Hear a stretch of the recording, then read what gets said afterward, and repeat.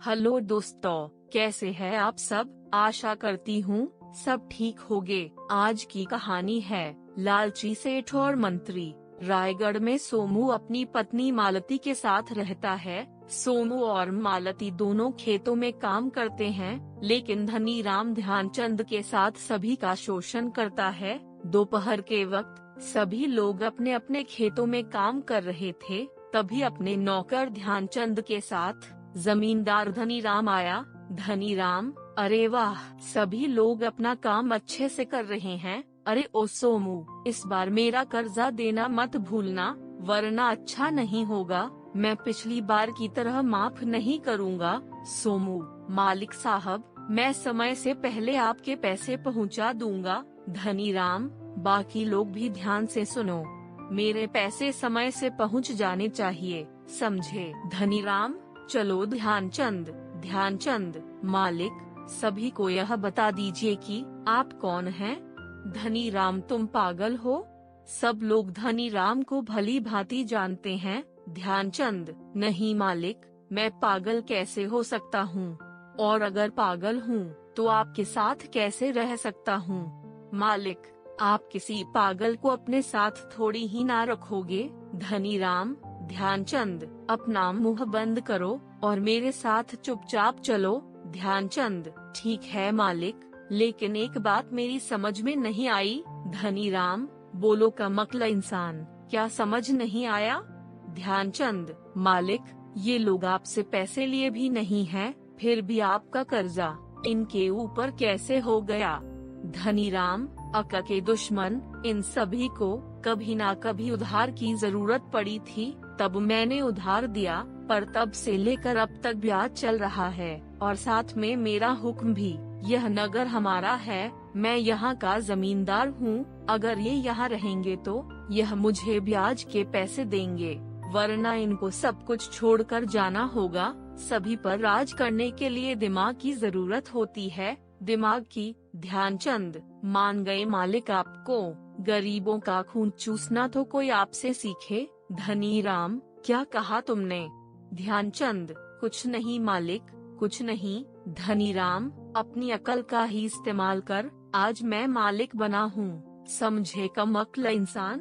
ध्यानचंद, समझ गया मालिक, बिल्कुल समझ गया। तभी धनी राम और ध्यानचंद ने खेत में काम कर रहे नीलू को देखा। नीलू अकेले काम कर रहा था। धनी राम ने नीलू से कहा, धनी राम, नीलू, लाओ भाई, अब मुझे इस बार के ब्याज के पैसे दे दो। नीलू, मालिक, अभी मेरे पास पैसे नहीं हैं। धनी राम, मुझे अभी पैसे चाहिए। नीलू, मेरे पास अभी सच में पैसे नहीं है मालिक, मैं सच बोल रहा हूँ, थोड़ा वक्त और दे दीजिए। मालिक, ठीक है धनी राम, पैसे ना सही, अपने दोनों बैल मुझे दे दो। नीलू, मेरे बीवी बच्चे भूखे बैठे हैं मालिक, अगर मेरे बैल भी आप ले गए तो मुझे और मेरे बच्चों को 2 वक्त का खाना भी नसीब नहीं होगा, रहम करो मालिक। धनी राम, हा हा हा, मैं तुम पर कोई रहम नहीं करूँगा। ध्यानचंद, इसके दोनों बैल घर ले चलो, जो भी ब्याज के पैसे नहीं देगा हम उसके साथ ऐसा ही करेंगे। गरीब आदमी। नीलू के दोनों बैल लेकर धनी राम और ध्यानचंद दोनों घर चले गए। तभी उन्होंने देखा कि मंत्री उनके घर पर बैठा है। धनी राम, आइए मंत्री जी, हमारा सौभाग्य है कि आप हम गरीब लोगों की झोपड़ी में पधारे। मंत्री, धनी राम जी, आप तो भोले भाले गांव वालों को खूब लूट रहे हो, इतने के बाद भी आप गरीब कैसे हो सकते हो। धनी राम, आप भी कुछ कम नहीं हो। मंत्री, हा हा हा, तभी तो हमारी यह दोस्ती है। दोनों बैठकर बातें करने लगे। अगले दिन शाम के वक्त सोनू और मालती दोनों खेत में काम कर रहे थे। मालती, कुछ देर में दिन छुप जाएगा, मुझे लगता है कि अब हमें घर चलना चाहिए। सोनू, अभी हम खेत का सारा काम भी नहीं कर पाए हैं। मालती, हाँ, सुबह कर लेंगे, क्योंकि अभी बहुत देर हो जाएगी। सोमू, खेत में पानी की बहुत जरूरत है, तुम घर चलो, मैं आता हूँ। तभी वहाँ धनी राम ध्यानचंद के साथ फिर से आ गया। धनी राम, सोमू, जी मालिक। धनी राम, घर जा रहे हो? अभी यहाँ रहकर काम शुरू करो। सोमू, नहीं नहीं, मैं काम कर रहा हूँ, मैं घर नहीं जा रहा हूँ। ध्यानचंद हाथ में फावड़ा उठाकर खेत में से मिट्टी हटाने लग गया। धनीराम भी खेत में घूम रहा था, लेकिन तभी खेत में फावड़े से कुछ टकराने की आवाज आने लगी। सोमू, यह कैसी आवाज है? धनीराम, ये आवाज कैसी है? जरूर यहाँ कुछ ना कुछ है। सोमू, मालिक, यह एक मटका है। धनीराम, क्या सच में यहाँ मटका है? सोमू, जी मालिक, अभी निकालता हूँ। सोमू ने मटका बाहर निकाला। धनीराम ने मटका लिया और खुशी से नाचने लगा। धनीराम, वाह, बहुत अच्छा, बहुत अच्छा, एक और मटका, अब मैं अमीर हो गया, मेरे पास बहुत सारी धन दौलत हो गई। सोमू, यह मटका मुझे मिला है मालिक, तो यह मेरा हुआ ना? धनीराम, इस नगर में हर एक किसान के खेत पर धनीराम का हक है, समझे? यह मटका मेरा है सोमू, मेरे खेत में मिला है तो आप ऐसे इसे नहीं ले सकते। धनीराम, यह नगर मेरा है और मंत्री जी मेरे दोस्त हैं, इसलिए अपना मुंह बंद रखो, नहीं तो मैं मंत्री जी को यह मटका दे दूंगा और तुम्हें कारागार में बंद करवा दूंगा। सोमू, मालिक, यह मटका मुझे दे दो, मैं गरीब आदमी हूँ, मेरे परिवार का भला हो जाएगा। धनीराम, नहीं, मैं तुम्हें ये मटका नहीं दूंगा। यह सुनकर सोमू और मालती दोनों उदास होकर अपने घर चले जाते हैं। रात के वक्त अपनी झोपड़ी में मालती उदास बैठी थी। सोमू, अब तुम्हें क्या हुआ? तुम इतनी उदास क्यों हो? मालती, हमें किस्मत से धन मिला था और वह भी हाथ से जाने दिया। सोमू, मैं कर भी क्या सकता था? वो बहुत ताकतवर लोग हैं, राजा साहब से हमें झूठा फंसवा देंगे। मालती, हाँ, लेकिन उस बुरे इंसान के पास धन क्यों रहे? मुझे लगता है कि हमें राजा साहब की मदद लेनी चाहिए, उन्हें सब सच सच बताने की हिम्मत करनी होगी। सोनू, मैं भी यही चाहता हूँ, पर हम यह सब कैसे कर सकते हैं?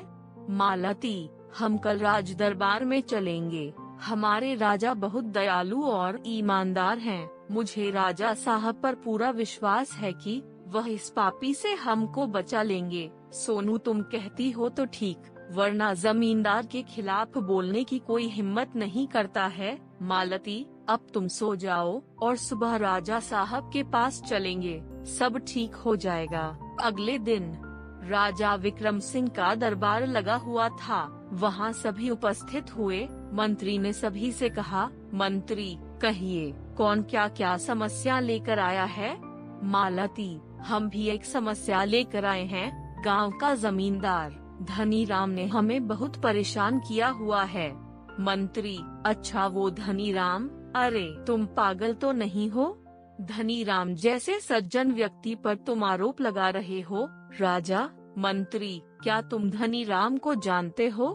मंत्री, हाँ राजा साहब, वह बहुत ही भले इंसान हैं, सबकी मदद करते हैं, लेकिन न जाने यह लोग धनीराम पर झूठे आरोप क्यों लगा रहे हैं। राजा, मंत्री से तुमने अभी आरोप सुना भी नहीं और पीड़ित को पहले ही चुप करा दिया। राजा विक्रम सिंह के दरबार में सबको न्याय का अधिकार है। मंत्री, माफी चाहता हूँ राजा साहब, लेकिन। राजा, बोलो, क्या कहना है तुम्हें? सोमू, राजा साहब, मैं और मेरी पत्नी खेत में काम करते हैं, लेकिन धनीराम आकर आधी फसल ले जाता है। हद तो तब हो गई जब मुझे सोने से भरा मटका खेत में मिला और उसे भी धनीराम ले गया। इतना सुनकर मंत्री के होश उड़ गए। राजा ने मंत्री की तरफ देखा। राजा, मंत्री, शायद चोर मिल गया है, धनीराम को तुरंत पेश करवाओ। मंत्री, राजा साहब, यह गरीब लोग हैं, कुछ भी बोलते हैं, आप इनकी बातों में मत आइए, ये झूठ बोल रहे हैं और अपने फायदे के लिए कुछ भी बोल सकते हैं। राजा, मंत्री, जितना कहा है उतना करो, धनीराम को मेरे सामने पेश करो। मंत्री ने 2 सिपाही भेजकर धनीराम को दरबार में बुला लिया। मैं धनीराम, राजा साहब की सदा ही जय हो, आपने मुझ गरीब को कैसे याद किया? हुक्म करें महाराज। राजा, सोमू और मालती, ये जो भी कह रहे हैं क्या वह सच है? तुम्हें कोई मटका मिला था? धनीराम, नहीं महाराज, आप और सोमू किस मटके की बात कर रहे हैं? मुझे समझ नहीं आ रहा है, मैंने ऐसा कोई मटका नहीं देखा है। सोमू, जमींदार साहब, सच बोलिए ना कि आपने मटका देखा नहीं बल्कि छीना है। धनीराम, नहीं नहीं राजा साहब, सब झूठ बोल रहे हैं। तभी पीछे से ध्यानचंद आया, उसके हाथ में एक बहुत बड़ा बोरा था। धनीराम, तुम यहाँ और इस बोरे को लेकर क्यों घूम रहे हो?